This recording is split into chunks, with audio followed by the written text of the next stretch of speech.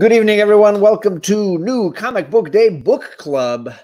We are back with what is arguably our most consistent quality outtake, which seems to be Image Comics #1s. We tend to have a better track record with that than any sort of mainstream Marvel DC kind of stuff, but that just might be the state of comics these days. I'm John from John's Comics with Kids. Of course, you know my channel because you're here, but that is Alec from White Whale Comics. Yeah, and for those of you who just came over from Greatest Comic Book Show Ever and were hoping to see Ryan instead of me, sorry. Didn't work out. Didn't work out. No. Sorry to disappoint you.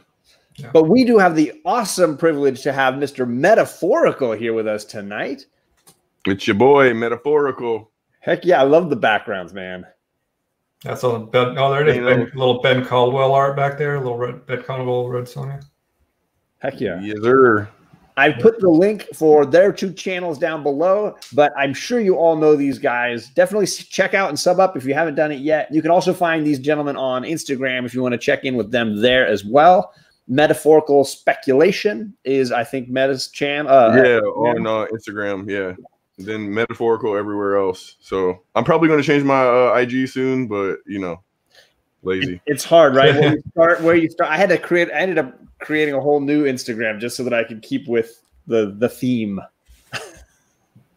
So we're here tonight. We're talking about Protector issue #1 from Image Comics. Another Image #1. I think in general we've done pretty well, don't you think, Alec, with Image ones?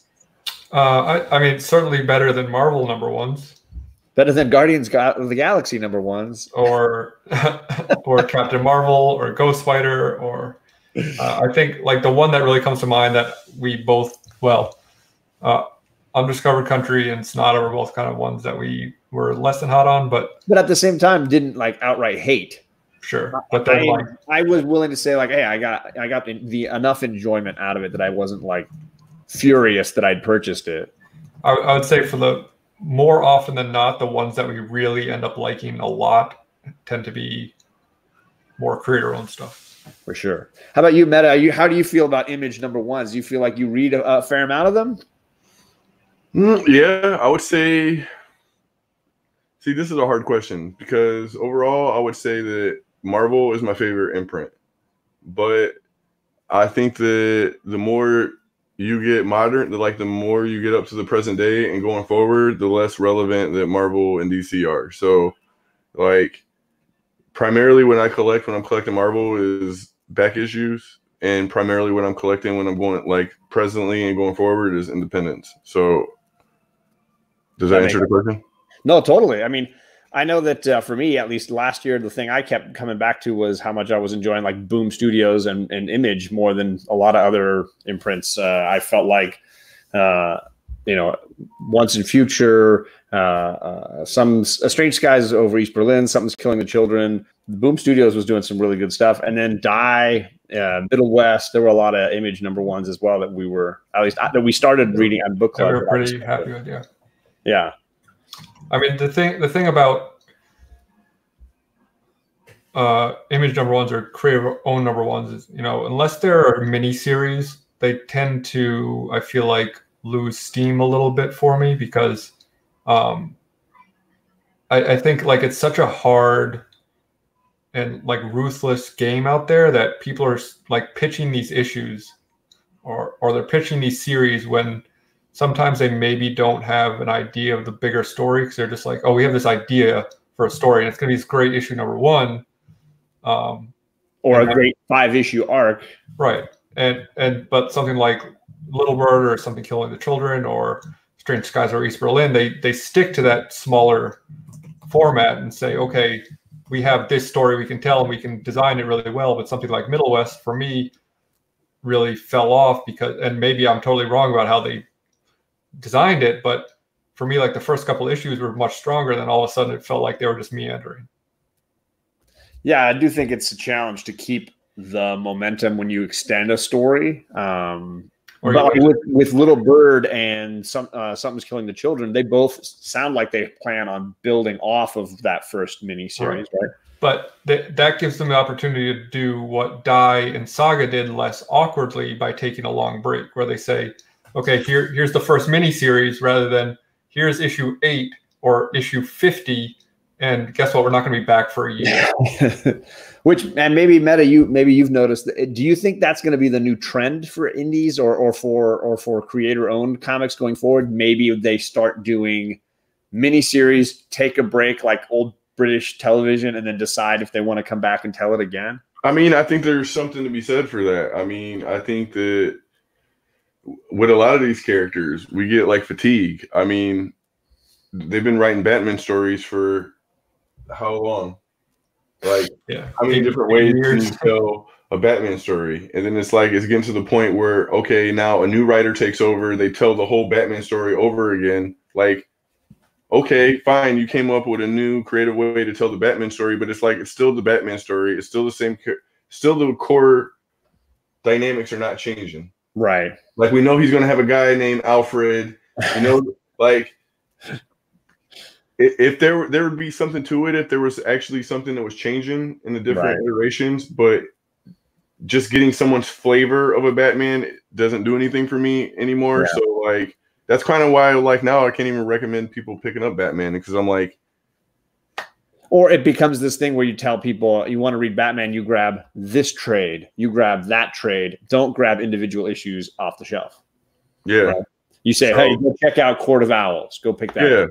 So stuff like that. And then I think we're also getting to the point where the industry, I think I heard you guys touch on this earlier, where it's more like a money grab. So I feel like a lot of these reboots and number ones and even first appearances, they're starting to do it with now. They're just doing it for the sake of making that selling books. Yeah, and I will tell you, I've spoken to small publishers who have straight up said, if we can't sell a movie to sell this book to try to option it, we're not going to publish it. If they can't option it. Yeah, because that's where the money in comics is now. So like a lot of these smaller publishers are basically just stepping stones for them to get optioned. Like, they're not making comics to make comics, they're making comics to sell TV shows. Exactly. And I wanted to shout out, because Meta had a live stream a little earlier today talking about some of these same things. So if you guys want to hear more of that, you should cruise over to his channel at some point and check that out. I want to shout out the chat, because now that some people have jumped in here, I want to give some people some hellos. We had Gore Vidal first in the room. And that Ronan guy, that's Ryan's brother. He was looking to see if Ryan was going to be on the panel tonight. Very funny. Captain Comics is here. Thank you for coming by. And Mark Knapp, thank you. The Retro Savage, Need Mo Comics, who's had some really great auctions running through his channel. You should check him out if you have not. Let's see. Of course, Chris is in the chat. Thank you for coming by, Mr. Barrett. And TJ the Slab Dragon, much appreciated. Thunder House just rolled over. There's not going to be an Alfred now. Yeah, it does sound like that's somewhat permanent, that decision that they made. Well, you know what I meant by that. Yeah. He's gonna have. Let's not nitpick on the details. You know what I meant. Overall, we're not getting like. It's always like there's a Robin. There's always a Joker. Joker's gonna show up, and they're gonna go round and round, right? He's fighting some bad guy. It's like, yeah. Well, I mean, it's just like we don't even get a different take on like. We get kind of shades of who like Batman and Wayne are, but even they aren't too far from each other. Like, they're kind of on a spectrum, but it's not like we get like a completely different Batman. Like one. And I think for characters that are not as even interesting as Batman, like I got bored with Superman for that reason years ago. Well, my biggest pet peeve with Superman is that he's an insult to humans. His whole thing is. So, like, if you really are reading Superman, which is his disguise is Clark Kent, right? Yeah. Which means Clark Kent is how Superman sees humans. Now, what is Clark Kent? A fool, stupid, weak. How does Superman portray Clark Kent? As stupid, weak, dumb. So what Superman portrays Clark Kent as is what he thinks of people. So I look at Superman as like he's like racist, like he's basically an alien racist. Like he looks at humans like We're a joke. I remember when I saw Kill Bill Volume 2 and he does that whole speech on Superman. It's phenomenal. Yeah, he looks at us basically like his pets, his underlings. Yeah. Yeah, it's Samuel David and I think Kirk Comics Online. Hello. Sorry, finishing off there. So that's my whole spiel with Superman. I'm not a big fan of me neither. Dynamic. So tonight we're talking about Protector issue number 1 from Image. Whoops, sorry, brother. We are looking at this new issue number 1. This is a dystopian future comic book looking at North America after some kind of an event. We don't really know. This is the year, 3000? Yeah. 3241. It's a very nomadic sort of cultures have sprouted up. And there's even a little description in the back of the different tribal units here in the U.S. And there's a map that shows like where everyone is. And that map actually made me think that it was just basically like it, not so much a huge event, but just like a creeping of, like a climate change type of thing. So like this huge amount of desert, the coastlines are different. Yeah, it looked like the tides had risen and that certain lowlands had been sort of. They even say like the Michigan Lake, or I mean the Michigan Sea or something, whatever. I forget exactly what it is, but but like Michigan is considered an inland sea. The only reason why it's not called a sea is because it's freshwater. Oh. So if it had salt water, Lake Michigan would be called the Michigan Sea. So there must have been something that made it salty. Yeah. Which is why they wondering if like it just, I'm looking at the map. We're gonna get into geography now. Look at this. Well, we got a teacher here. They provided a map. Anyway. So the story centers around a young girl who's a slave, and really her part of the story is really just her running away from some captors and stumbling upon some buried technology that sort of comes to her aid. And then the other side of the story is a different city in the North American continent where we have a group who becomes aware of this sort of robot that she has pulled from the rubble, and they're feeling like the girl and the robot need to be destroyed because of what it represents to the culture that they've created. Yeah, I think there's a couple of details I'd like to throw in there. I just wanted to give everybody the basics. If you haven't read Protector, we're just going to spoil it. We're going to ruin it, but you might decide if you want to go to your shop tomorrow and grab it, or if you want to avoid it. So yeah, the people at the beginning have lost this slave girl, and she goes and she's running away and falls down this shaft in the desert, and there's all this like underground rubble, and she finds an old NATO robot. Yeah, and I mean old for them. It's like definitely still future technology. And so when the people who are chasing her catch up to her, the robot then like activates and shoots lasers and everything. And so then this other group, there's this kind of like Ronin looking guy who shows up, and they're like, oh, they call him the First Knife, right? Yeah. And he goes, and they're like, oh, the diva is talking, DEVA, not DIVA. Yeah. And they're like, oh, it's talking through basically like using someone as a vessel to speak. So he goes in, and it says this Deva or Diva, whatever it is, basically says, we're going to burn everything down. Like, it's not that we're going to destroy this. It's that we're going to destroy everything to kill this. Yeah. Including you. And he says, give us a chance to kill it first.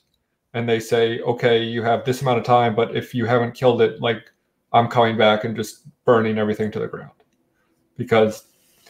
And this thing that is this diva, whatever it is some sort of robot. Yeah, but it's like channeling like this light into this floating person who is communicating for it. I was trying to figure out what that was. If there was kind of like some kind of like drone or something that it's using? Yeah, or you is see it it. like You see actually it. organic being? You see it fly away in one of the panels. Yeah, at the end of when it's done with her, it takes off. So whatever this robot is, this thing is scared enough of it to say, like, we're just going to burn everything down in order to stop it. So what are some first impressions? Meta, what did you think when you first read it? All right, now story-wise, I was feeling it. Art-wise, they kind of lost me. I don't know if it wasn't the coloring and stuff so much as just it seems like, I don't know. I just wasn't feeling the style. I feel like that they could have. I feel like now. See, I hate to insult someone when I can't really draw myself. It's very stylized, but it's very stylized, and I feel like if you're not into that style, it's a very hit or miss book. Like art wise, it's very hit or miss. Like you're either going to completely be feeling the art, or you're going to be like, man, this is crap. Yeah, I mean, personally, I enjoyed the art, and I liked a lot of the decisions they made and the storytelling with the art as well. But like reading it, I could see, like, it wasn't lost on me reading it to say, like, well, people are going to be turned off by this art a lot. Yeah, I will say it's wacky. I was definitely somewhere in the middle. There were certain sequences that I thought were kind of interesting, and others where it just seemed kind of flat. Like it didn't have a lot of depth to it. Yeah, I would say like it didn't. It was so when it comes to reading a comic with seeing art that is different. Sometimes you're instantly drawn, right? So like Tradmore's Silver Surfer Black, I was like, okay, wow, holy crap, I'm in. Or Little Bird, I was like, damn, I don't know what this is. The style is very different, but I'm in. I didn't feel the same reaction here, but I did see, okay, they're doing something different, and I could appreciate it. And certain panels I thought were really interesting. I liked the little like zoom ins that they were doing. I love those. So like this is a panel where she's running away. I should probably blow this up a little bit. Sorry. So this is a panel where she's running away from the slave traders or whatever, and she's every spot, like all of a sudden you see a little zoom in on when she's here, what she's doing, and when she's here, this is what she's doing. And then you've got some where it's like zooming in on her hand that's bleeding and what's going on. So there's these little like circular. Yeah, I felt like that was a really interesting storytelling device where, like, especially in that bigger panel, where instead of showing a bunch of smaller panels of her running through this big place, you get this cool, really big establishing shot of seeing what this world is like that she's in at the moment. But you also get these little moments of what she's doing within that world, and you get to see like where she was in that space. And I just thought that was kind of an interesting choice. But then for me, there were others that just felt really pedestrian and kind of flat, and I didn't really enjoy as much. So I wasn't as drawn into like Little Bird or Silver Surfer Black, where the artwork was so different that I was like, what? Where have I gone? I do think that on the second half of the book that they did better artistic wise than the first half. I feel like because there's definitely like a style difference, I believe, between the first half and the second half of the book. Yeah, because you have those two different cities, right? Yeah, and it definitely comes across in the artwork. I do like where they took it much better in the second half. I just feel like kind of what you were saying, like in the first half of the book, I felt like it felt uninspired. It felt like generic, kind of. I don't want to say, I don't know if that's the right word, but it just came across to me as just like missing something. There was just something that was missing to me. Cool.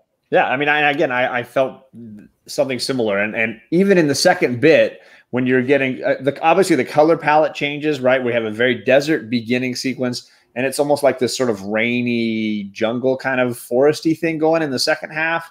And I still didn't feel like there were definitely like panels that I didn't like as much, where a character's face might be really simply drawn versus the old guy. I loved this drawing of him. Yeah, that's cool.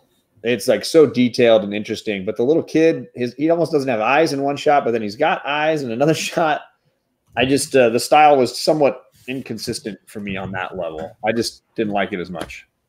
And yes, I agree. Thunder House is saying Little Bird's story and art is a lot to live up to, but I'm comparing it more in the sense of like an artist trying to do something very different. And what is my reaction to that? you know. Yeah, because similarly, a lot of people saw Little Bird's art and said, "Oh, this is not for me." Or Silver Surfer Black, which is another one that I felt like very, very divisive. Strong opinions about, sure. So what was your initial reaction, Alec? Oh, I dug it. Cover to cover, I dug it. This is the kind of comics I love reading, and I can get into more of that in a bit if you'd like. But one thing you were saying right before we started was, right in the back after the story, there's kind of these breakdowns of each of the different tribes, and like what they're like and where they come from and all this stuff. And John's like, oh, well, kind of an off the cuff remark saying something like, I said basically that I imagined that a lot of writers might do stuff like this, just not publish it. Yeah. And I feel like they should.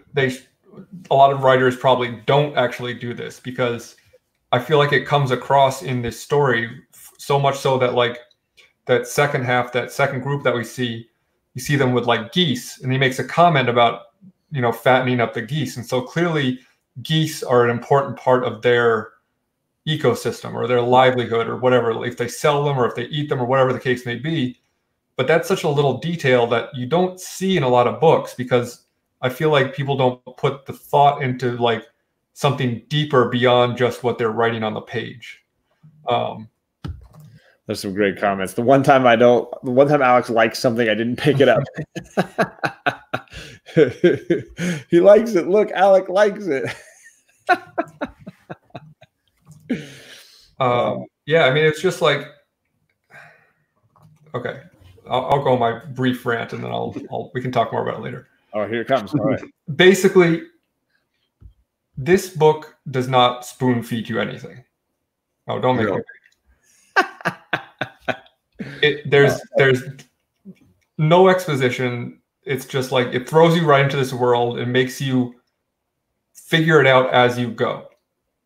It treats the readers like you are an intelligent grown-up who can understand things and read between the lines. It doesn't force feed you all of this information right up front. It uses terminology without explaining what those things mean. You have to figure it out.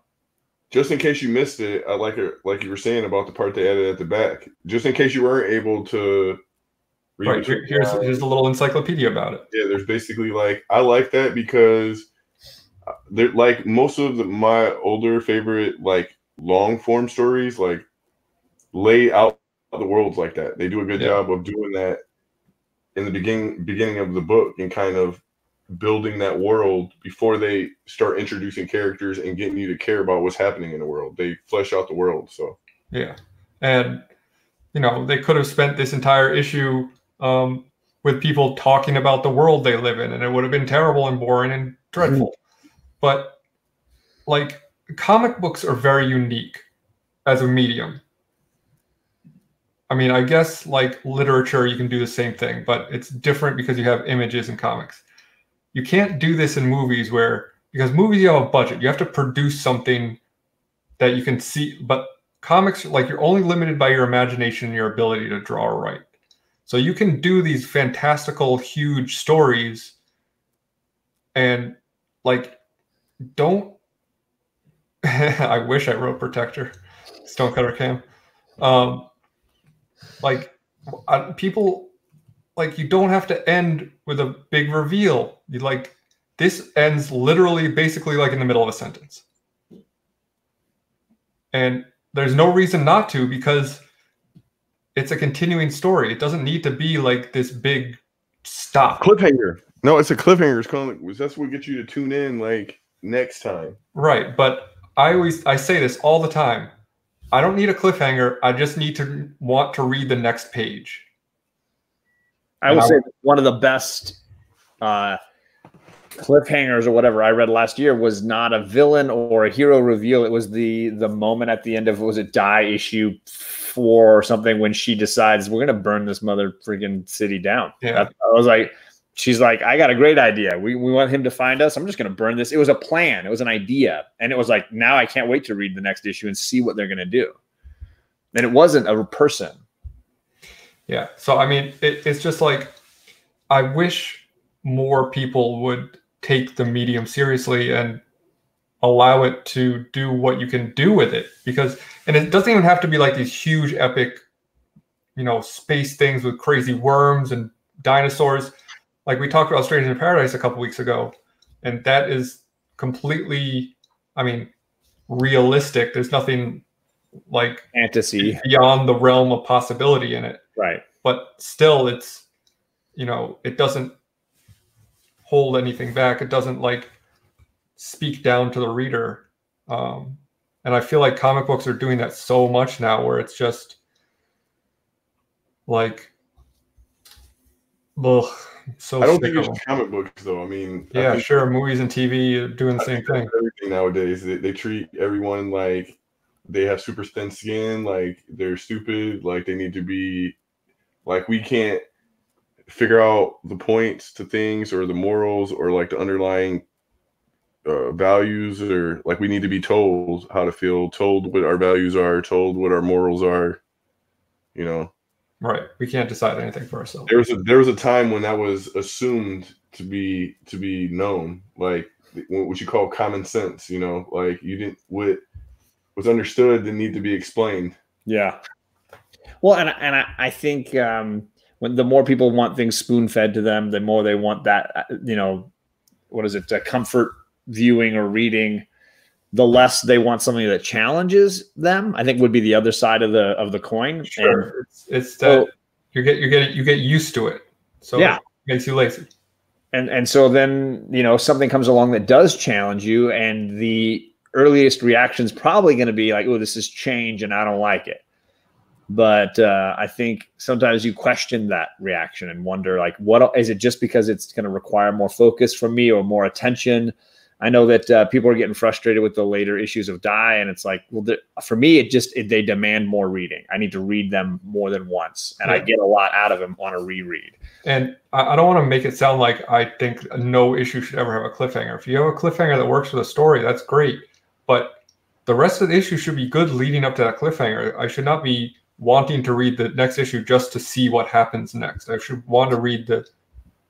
I think, isn't that what he's saying? That it's a good observation about the difference between a cliffhanger that tries to trick you into wanting the next issue and just good story that makes you want to read it for its own merits. Well, yeah, I kind of think the point there is the difference between wanting to read the whole rest of the book and just wanting to read the next page.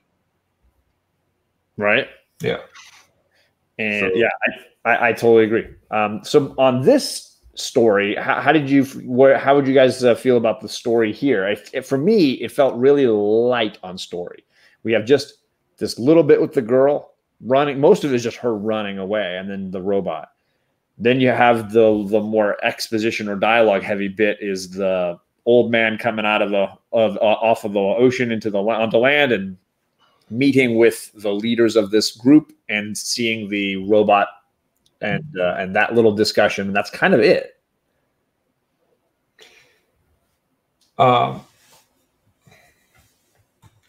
Yeah. So I'll say that I think that I have to agree. I think that, like I'm saying, kind of with the artwork as well, that they did a better part with that, with the pacing on the second part of the book. Because I feel like in the first part of the book, I was like 3 or 4 pages. I was like, I didn't even understand what was going on at first.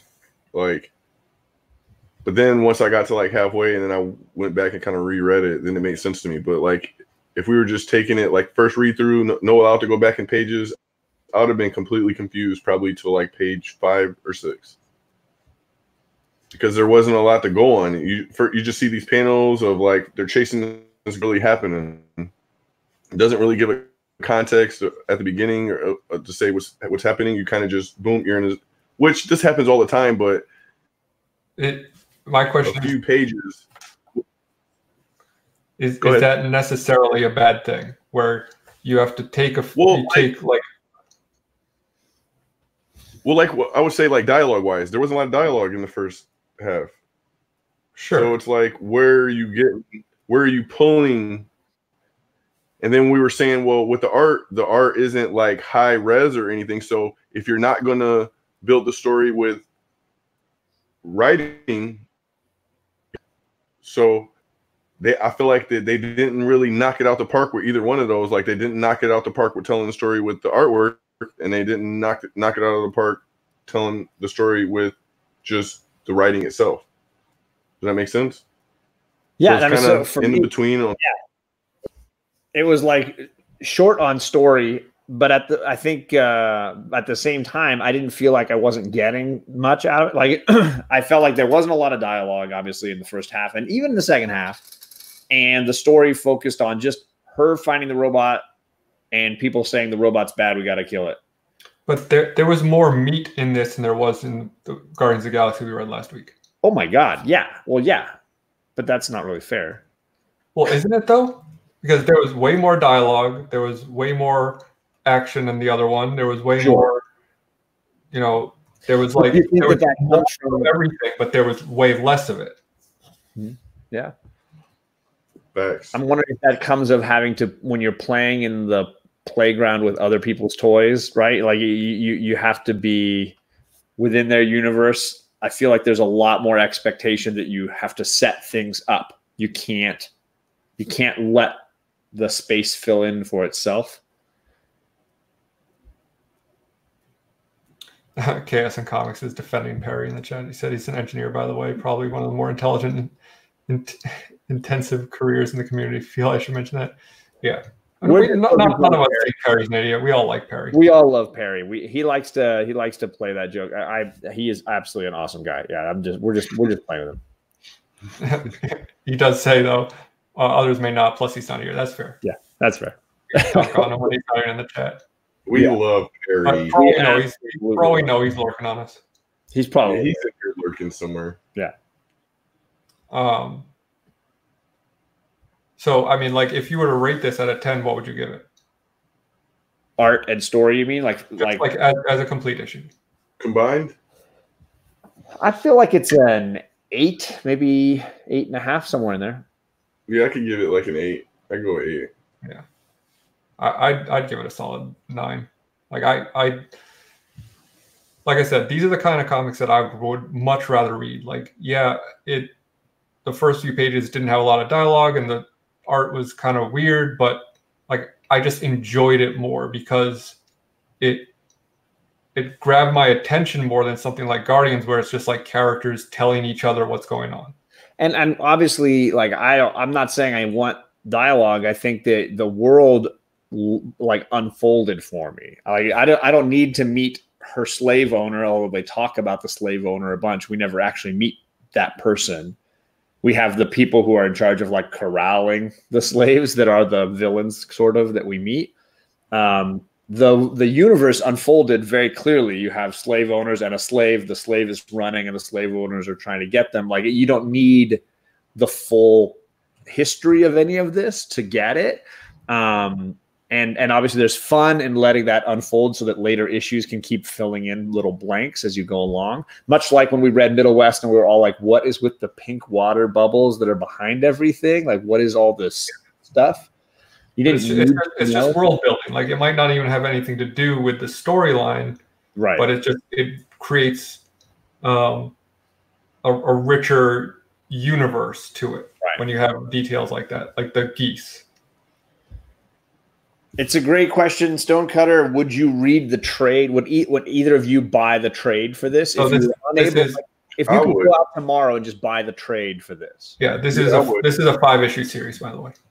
But I would go buy the trade based on what I read. I'd say it's good enough, just due to the way that they did the little explanation at the end. You could tell that they're putting a lot of thought into their world and into the development of the world, and it's not just about these characters, but about the broader world that they live in. So yeah, I would say yeah. Yeah, I mean, I think I'd be more likely, and I guess we can get to this later or now, but like I'd be more likely to buy issue 2 just to kind of get a sense of how is this going to keep going, as opposed to purchasing the whole trade. Although Image trades obviously some of the best deals in comic books. Yeah, like $10. Thunderhouse asked if I've ever read the original Grendel. I have not. That's one of the bigger indie books I've never actually read. Perry's the cool uncle that brings you to the strip club. Stonecutter said. It's definitely on my list. So then, yeah, where are you guys thinking you'll pick up the second issue?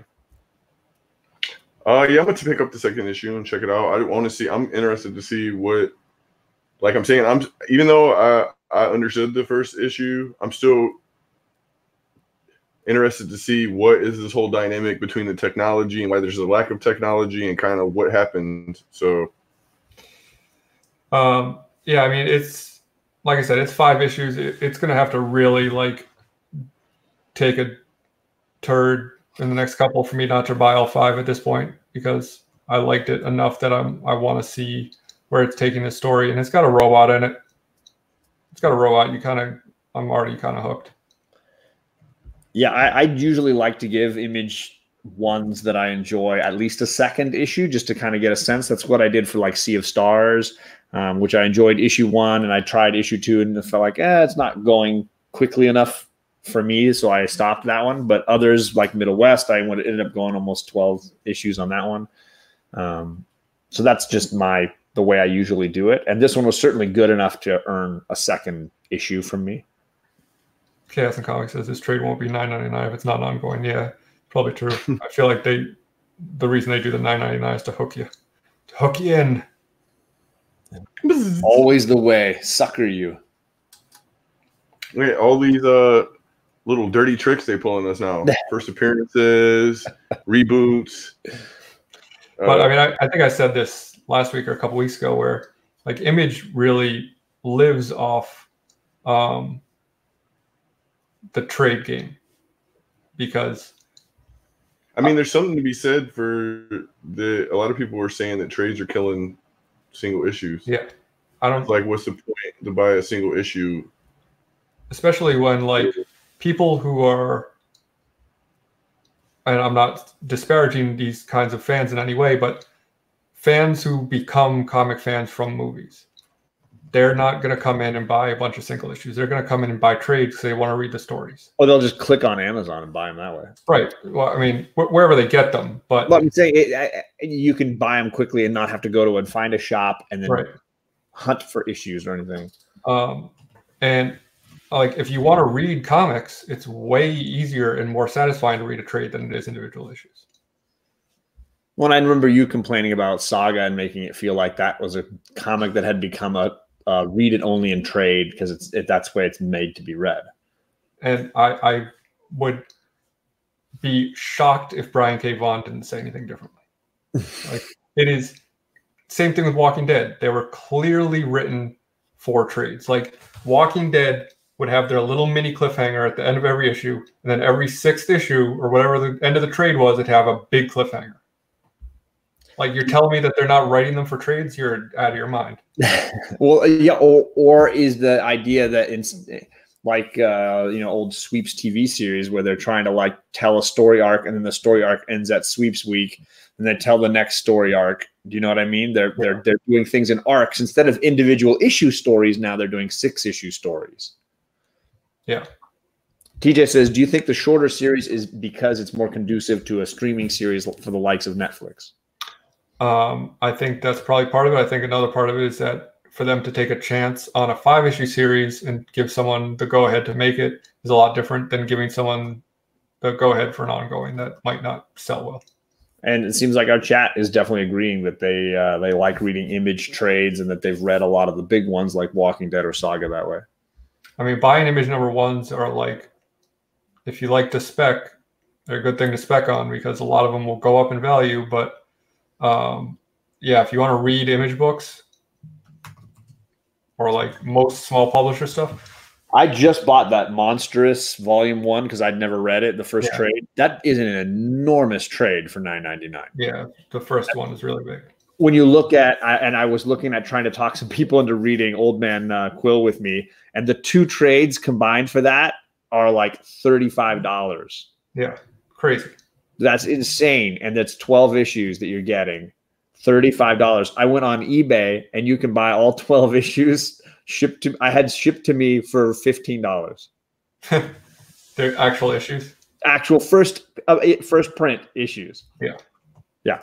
So and that was the cheapest ones. I found a bunch in that $20 to $30 range. You could get cheaper than trades. Yeah. You could go on eBay and get the actual issues cheaper than you can buy the trades for those 12 issues. It's insane. Yeah. So, and like, I think that overall, I mean, Thorough was kind of touching on this on his channel a little bit before this about it's looking ominous for our LCSs with things like the way that they're doing trades and digital comics. I mean, I believe most of our LCSs now are staying open, not through comics, but through like games and the other stuff they have. So yeah, most of them diversify into Magic the Gathering as well, or whatever. My shop used to be a skateboard. You could buy your deck or your trucks or whatever, or you can get your comics. And John with the skateboard lingo. But yeah, I mean, I think stores don't sell new issues to make money. Stores sell new issues to get people into the store so they'll buy other crap. Because no one's making money on new issues. People shouting out Monstrous that it's really good. So I'm excited. The comic Smurf is the one who kept telling me to pick it up, and I saw it, and I was like, I got to buy this. Yeah, gone too soon. He didn't die. Well, he's gone from YouTube. Well, is that it? Did you guys have anything else you wanted to mention for this book? More people should make good books. Yeah, I hope that we get. I mean, I wish Marvel, even at their best, made. If we consider this like a 7 or an 8, I wish Marvel would even make books like this. So, it's a sad day when. And I will say this is another like example that we do try to read Marvel and DC books for this show, but they tend to be clunkers. Those issue ones tend to be brutal. Even Daredevil issue 1 by Chip Zdarsky, I think we panned that on this show. No, I didn't pan it. I'm glad that I got back into it, but I still stand by issue 1 being a little weak compared to the rest of the run. And whereas I think our batting average for Image #1s is much better, and clearly it's another example of that here. So if you want just good reading, if you're a reader first, and I like to think most of the people in this who come on this show are that kind of person, that's what we want to recommend. At least I think. Some of those Ahoy, Scout, Image #1s. Yeah. I think like Marvel and DC still have the ability to tell good stories because they have good characters and they have good talent. They're just, I really, like we were talking about last week, I really feel like it's an editor problem. I feel like it's just a laziness problem, and it goes from the stories to the quality of the books, the way they're manufactured. Like, pick up an indie book, look at the cover, look at the paper quality of the pages, of the cover, and then pick up a Marvel book and hold them side by side. The Marvel book will look like it was printed on like printer paper. Yeah, it's super flimsy. Usually your indies are going to have nice, stocky paper. Like, looks like they care about their product. Marvel is literally, they know we're going to buy it. They know that they can.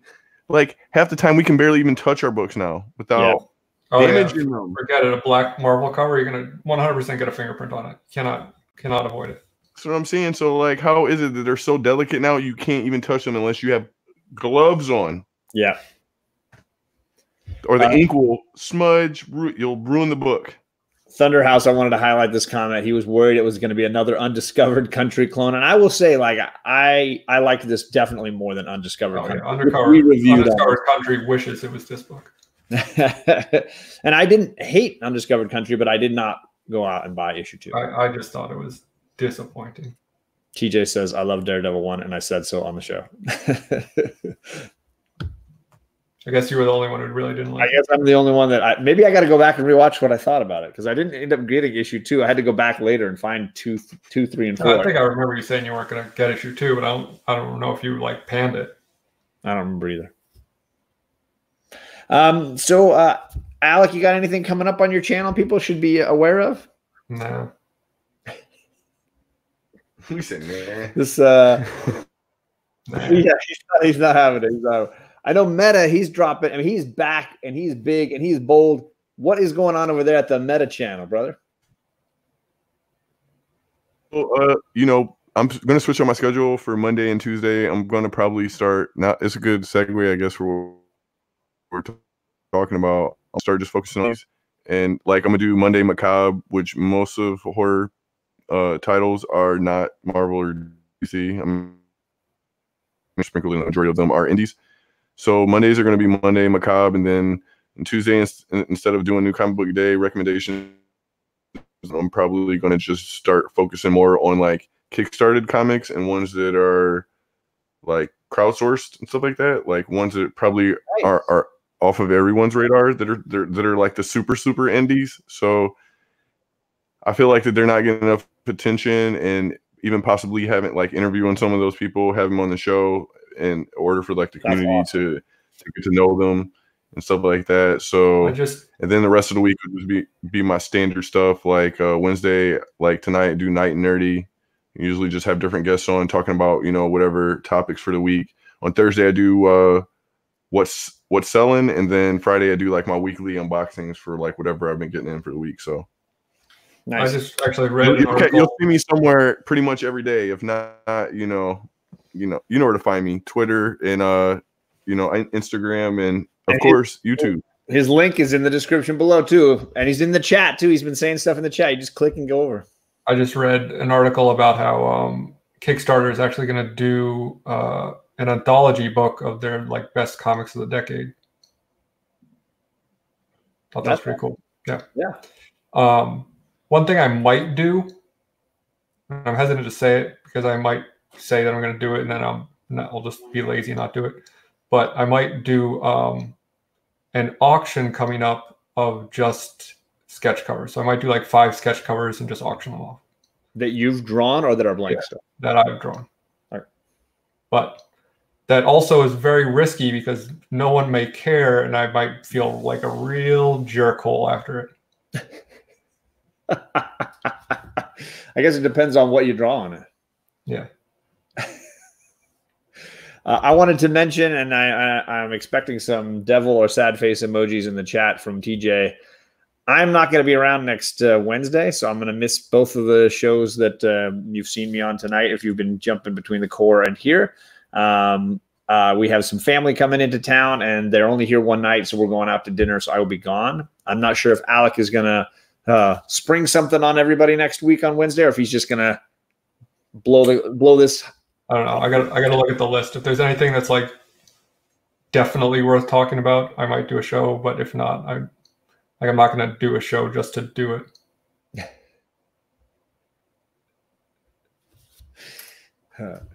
Oh, Meta, are you saying something? I can't hear you, brother. Or maybe you're. Oh, I said my bad. I said if you do end up doing it, man, hit me up. I'll be your wingman. I'll come through. All right. Will John be around? I'll just set the robot here and turn the stream on, and Alec. Yeah, I'll just have a beep. Well, J period O period H period N period be there. John's always there. He's always in the background. He's chilling. Mother beepers. The droid is ready. So yeah, I'm sorry, TJ. I'm very sorry about that.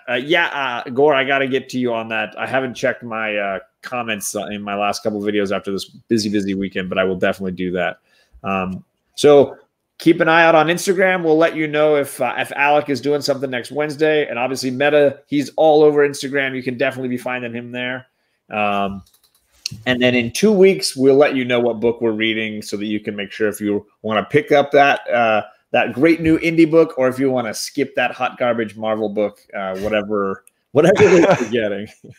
And we're not biased at all, but I'm a Marvel fan. I will say though, this was the first week in a while I bought more indies than anything. I think I only had 2 Marvel books this week. Do better, Marvel, and then we'll stop dunking on you. Right. I didn't even really like my Marvel books this week. I actually haven't read the Hawkeye 2. I liked Hawkeye 1, so I was going to hopefully Hawkeye 2. All right, everybody, have a good night. Bye. Peace. See you soon.